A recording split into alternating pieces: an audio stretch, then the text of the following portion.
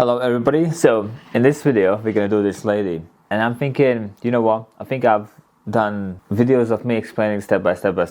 I think I need to do the demonstration of how I would do this in the studio, as in how I flick through needles, how I blast through lines, and I'm gonna try to keep my actual speed, and I'm just gonna kind of quickly talk what I'm gonna do. It's probably gonna sound like I'm rushing. It's gonna sound like I'm trying to like make it up for the speed, or you know what, it's gonna sound like I'm trying to forcefully run through this, but that's kind of like the level we are at when we tattoo at my level, like when you're 12 years in. And I'll try to film all the activities what I do. Essentially we're gonna jump from 5 liner to 23 mag to 3 round liner to 7 liner, and we're gonna jump through all these one by one, because that's what I do in daily life. I will, for example, outline the shorts with 7 and then quickly jump on 3 and do all the details, then quickly jump on 5 and do all the small details there, and jump back on 7 and do this and this. And I will jump from area to area to area. I'm gonna jump from a needle to needle to needle.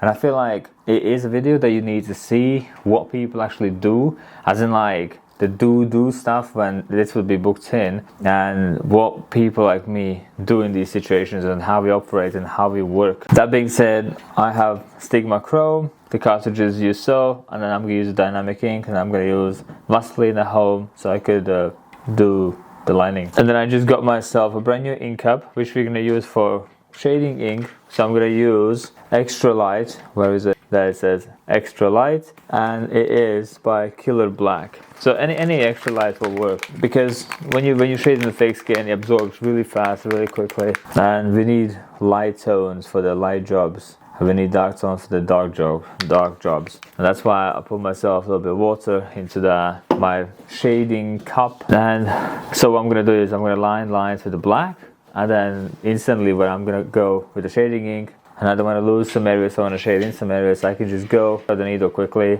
dip into the shading ink, and then crack on, and off we go. Yeah, see, there's like a small tiny particle of fake skin. So every time when you have like a cartridge and you feel like, you know what, it's kind of like acting weird, just check for this, yeah.